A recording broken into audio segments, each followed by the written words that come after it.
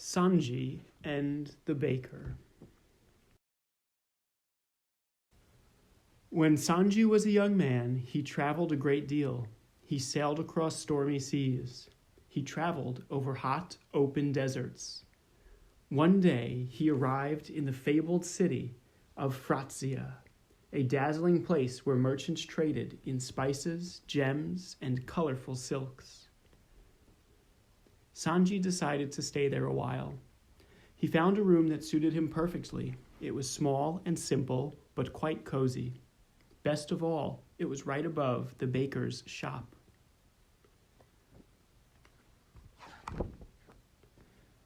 In the morning, Sanji awoke to a delicious smell wafting up from the bakery. Dark, crusty bread, hot from the oven. Warm, sweet rolls filled with juicy currants. Crunchy biscuits covered in sesame seeds. Sanji stepped onto his balcony and took a deep breath. He whiffed and sniffed the heavenly aroma. Fresh cinnamon buns. He just had to have one. In the bakery, Sanji bought the tiniest cinnamon bun in the shop. "I've been on my balcony enjoying the wonderful smells from your oven," he told the baker. "Oh, have you?" growled the baker. He narrowed his eyes and glared at Sanji. That evening, when Sanji came home, he stood on his balcony to inhale the lovely smells that arose from the bakery.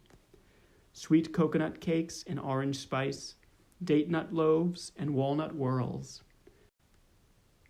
Sanji stood dreamily, sniffing and whiffing.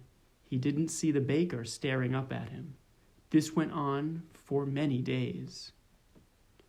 Suddenly, one evening, the baker banged angrily on Sanji's door. "Thief!" he cried. "You are stealing my smells!" Sanji was astonished. "What are you talking about?" he asked, opening the door. "Don't think I haven't seen you, standing on your balcony, whiffing and sniffing," shouted the baker. "You smell my bread every morning. You smell my cakes every evening. I must be paid for those smells." "Nonsense," said Sanji. "Those smells come up here by themselves. I haven't stolen anything from you." The baker shook his fist at Sanji. "So you refuse to pay? Then I'll take you to court. The judge will see that I get my payment." So they went to court. The baker told his story, and the judge listened carefully. Then he questioned Sanji. "Do you enjoy those smells?" "Yes, Your Honor," Sanji replied. "And have you ever paid for them?" "No, Your Honor, I haven't." The judge thought for a long time. At last he said, "Both of you will return to court tomorrow morning at 9 o'clock. Sanji, you will bring 5 silver coins."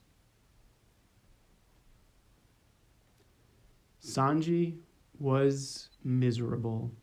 He didn't have 5 silver coins. He would have to borrow them from his friends, and how would he ever pay them back? The next morning at 9 o'clock, the judge entered the courtroom. Sanji stood quietly with his head bowed. The baker was there too, grinning and rubbing his greedy hands together. The judge spoke first to Sanji. "Have you bought the silver coins?" "Yes, Your Honor," he answered in a whisper. The judge took a large copper bowl and placed it before him. He told Sanji to throw the coins, one at a time, into the bowl. To the baker he said, "Now listen carefully." Clink! The first coin clinked into the bowl. Tinkle! The second coin tinkled beside it.